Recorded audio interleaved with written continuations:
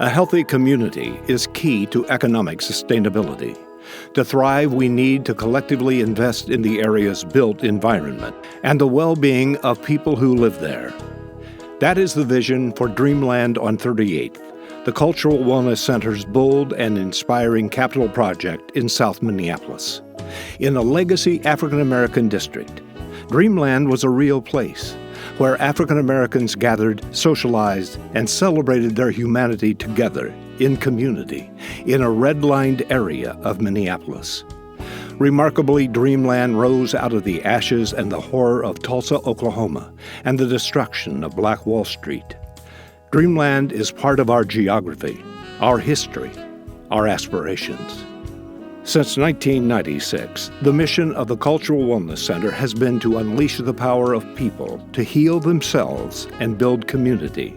As a culturally rooted African-American nonprofit, the organization has shown when culture and community knowledge are studied and valued, they are powerful tools for health, healing, community building, and economic development.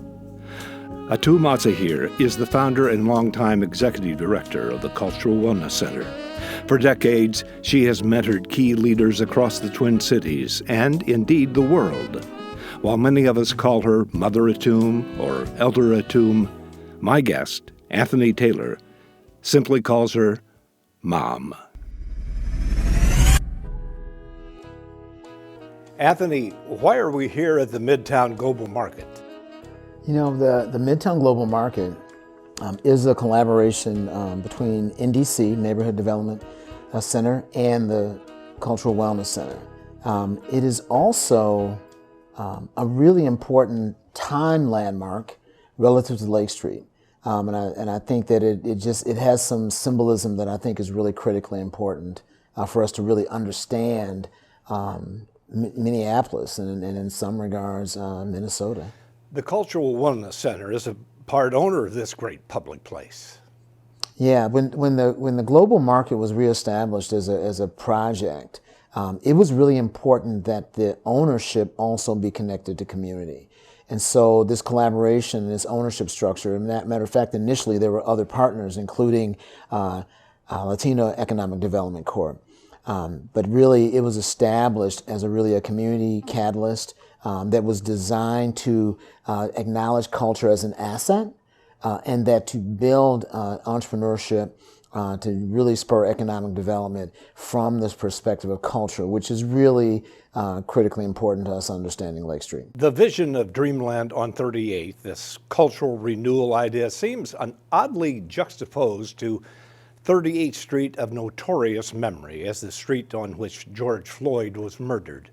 You have big ideas about changing the narrative while keeping the memory of the moment alive from Lake Street down to 38th in Minneapolis. Yeah, DREAMLAND on 38th is actually started out as a very small development project. The Cultural Wellness Center owns a property at 38th and 3rd Avenue. And we started out really with the idea that ultimately the goal was to do some type of little mobility effort. I mean, in lay parlance, we were just going to do a cool bike shop. That was really the idea. And as we looked into the project, it turns out at one point it was a gas station, which required us to do some soil remediation. And then we really began to explore a bigger project. And as we began to think about this, really the cultural wellness approach really requires us to really think through time. And so we really began to investigate the history of the community, to really understand the impacts on those communities, to understand who has lived there, what's going on. And one of the things that we found was that 38th Street had actually had a really amazing history. That it is, I think many people know that, and maybe many people don't know, that 38th and 4th was a legacy African-American community in South Minneapolis. There was a bustling business community there. There was a growing black middle class, and all of this into the 80s and 90s. But the roots of that really were established because it was actually redlined. And there was a place where African Americans were allowed to live in South Minneapolis, and again, it grew out of that. Our definition of a cultural district or a cultural community is one where we can point to the ways, for example, it begins with redlining, relegation, or abandonment by a majority community. And when these communities move into these spaces, what they do is they immediately begin to build infrastructure, economic infrastructure, based on their culture. And when we look back far enough at 38th and 4th, what we found was an amazing human. His name is Anthony B. Cassius. And Mr. Cassius moved here from Oklahoma after the demolishment of Black Wall Street. As a teenager, he and his brother moved here. He began to work in the Twin Cities, began to work in organizing in the downtown hotels. And what he did at 38th and 4th was he opened a business called DREAMLAND Cafe. And this is 1937. And when you read into his autobiography, or at the Minnesota Historical Society, you can actually hear him talking about this. He immediately talks about what we now would use the parlance of a social impact business. He actually talks about opening DREAMLAND Cafe as a place where these young hotheads could come and conspire for the cost of a soda. And he talks about the impact of the community of this safe space. And this is 1937. And that was a monumentally seminal moment for me, because that's really what we're thinking about again today. So it made perfect sense that we would really talk about this business as Dreamland on 38th. But as I looked at it broadly, what I realized about 38th Street was that 38th also had another impact that we had don't always acknowledge, is that 35W runs perpendicular to 38th Street. Well, what happened at 38th Street is the same thing that happened in Rondo, that fundamentally 35W comes through there and bifurcates 38th Street east of the highway and 38th Street west of the highway. And if you go there today, you can stand at the location of 35W and you can look west and see prosperity and vitality, and you can look east and you will see still vacant lots. You will see less people moving on the street, less mobility, and it is an absolute result of that. And it's absolutely contrary to the way the community existed before that, where there was vitality, there were businesses on four corners, there was a record store, which we don't do anymore, barber shops, beauty salon, grocery store, social clubs. One of the markers of cultural communities that we are really clear about is the creation of social infrastructure that is really designed to do nothing more than validate the humanity of the community members who live there. And all of this existed right at 38th and 4th and along 38th Street. Why is there such a difference between the east and west on 38th Street from the focal point of 35W? The legacy African American community was east of 35W. That the choice of where to put 35W had a disproportionately negative impact on the African American community.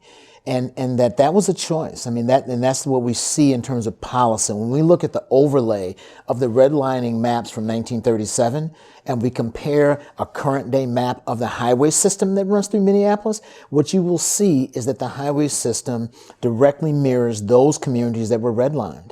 Rondo community, North Minneapolis, South Minneapolis, Seven Corners near the University of Minnesota. And it is really, again, it's proof of the intention. And that really is what we experience. Again, that loss of economic vitality and really the demise of the African American Economic Enterprise District that existed at 38th and 4th and south along 4th Street, even further south. It is an ugly part of urban design history that these vibrant, often African American heritage districts, commercial districts, become sacrifice zones. Zones of a community that were sacrificed for what the dominant culture called the greater good, but in actual terms, the powerful decided that these people, this community, just didn't count. It really is a historical example of power and influence. I mean, and I think you're absolutely right. One, they already had the lowest property values, right? They had the lowest political agency in a community, lowest, the least influence on local government. And so absolutely that is really the case. And it's really sad, as you said, to see the national footprint of that exact reality all over this country.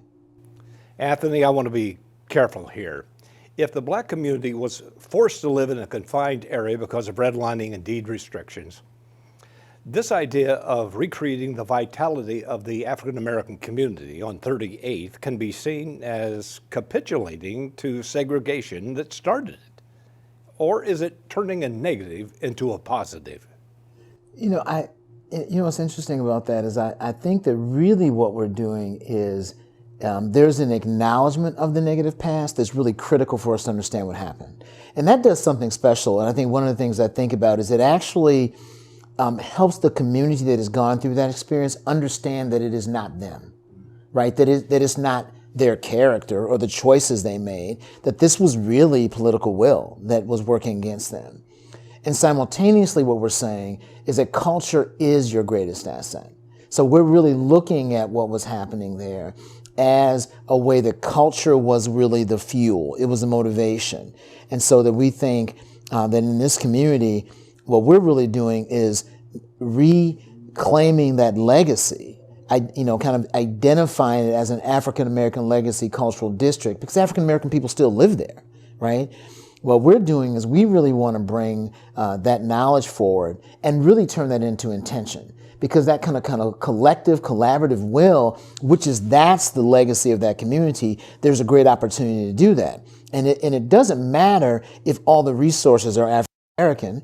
We really see this is a collaboration on 38th Street between Sabanthony, a legacy African-American organization, Seward Co-op, which is really a white, created organization that has a commitment to social justice, collaborating with Kente Circle, which is an organization that is committed to mental health, using culture as a foundation for that, the Cultural Wellness Center. We really ultimately see this as a deep collaboration with the city of Minneapolis, because we are just a few blocks from where George Floyd was murdered. And we know that what's going to emerge there is part of this continuum, right?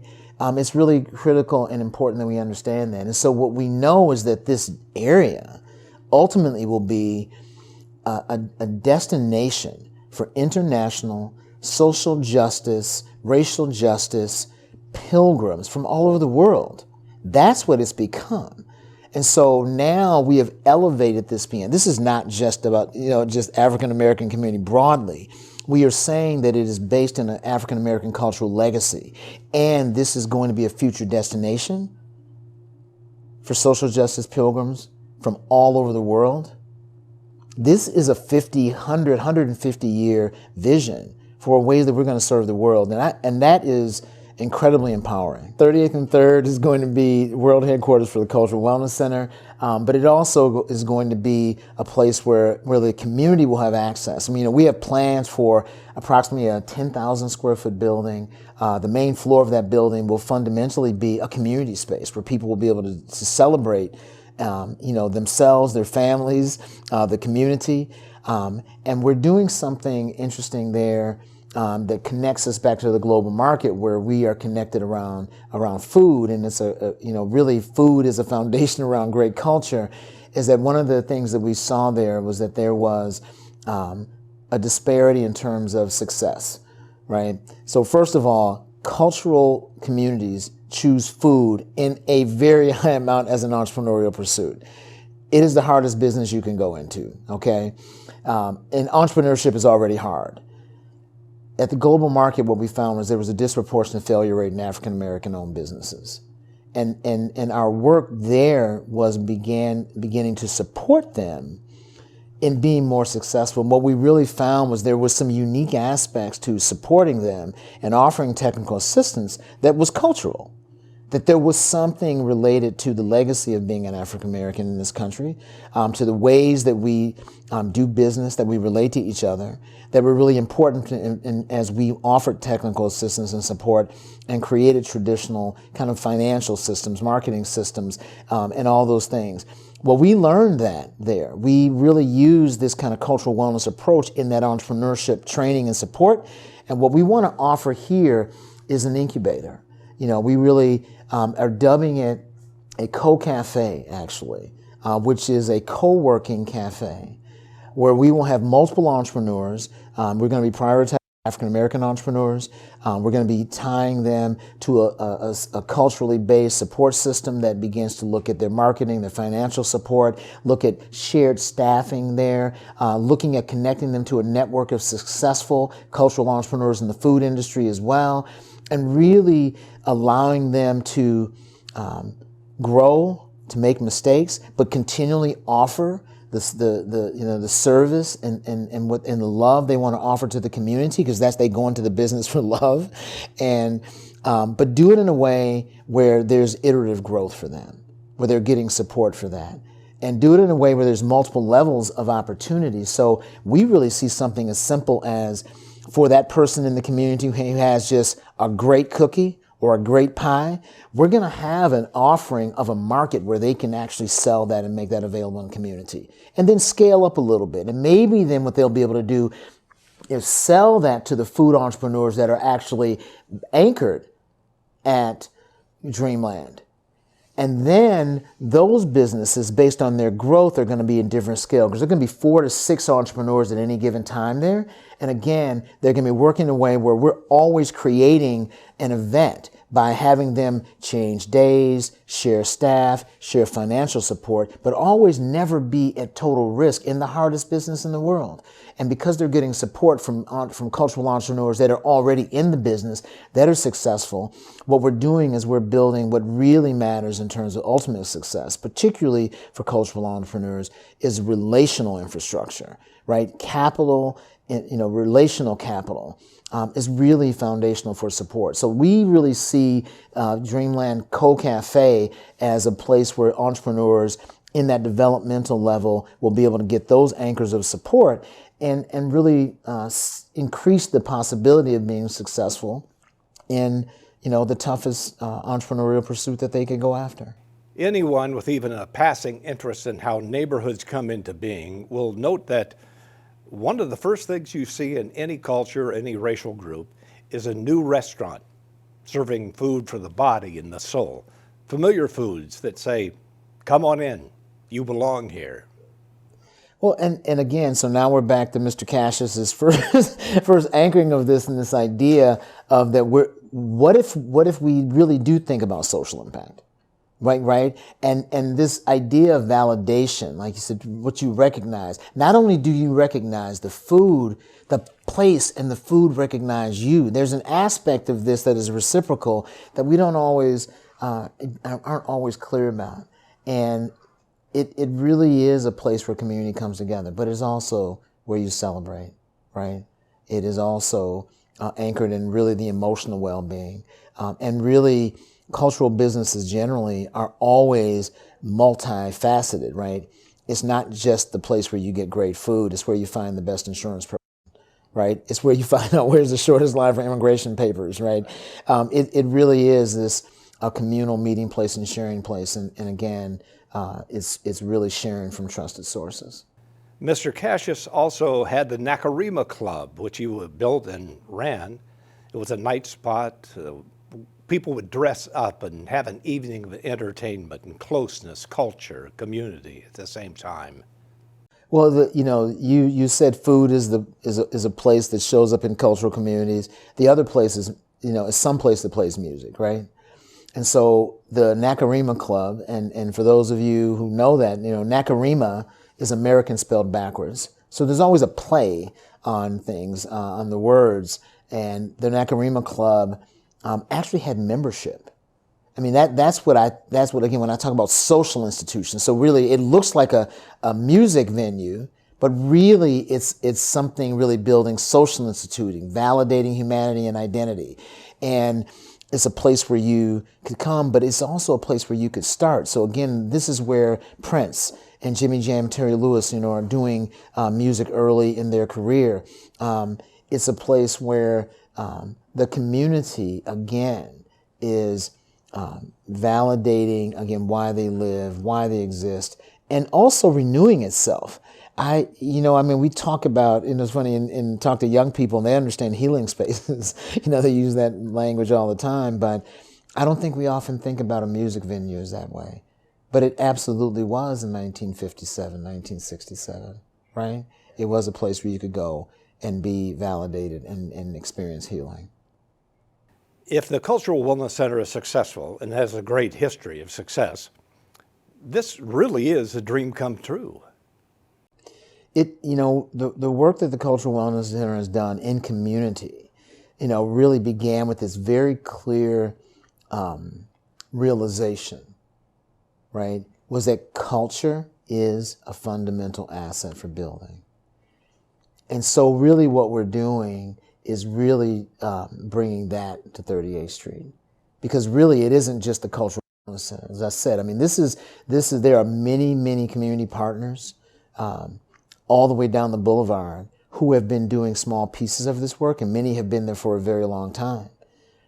What we're really doing, I think, is changing the narrative to one that actually acknowledges the history, the present, and the future simultaneously. Like that's the cultural wellness approach. You know what I mean? And I don't want to take credit for that. That is really the cultural wellness philosophy. And that's a very African way to see the world. You know what I mean? That idea. So I think that's really what's happening right now, is that we are really validating the history of this community, how we got here, who has lived here, their struggle, their aspirations. And because their aspirations are aligned with our aspirations for this moment and the aspirations we'll have in the future in terms of our families, ourselves, and our communities, that is an opportunity for us to see this thing where we are the past, the future, and the present come together. And that we can ride forward on that. We invite you to watch more about Dreamland on 38th Street. The links for the video will be provided. And we invite you to dream along with us, to return 38th Street to the vibrant center of African American culture that it once was and will be again.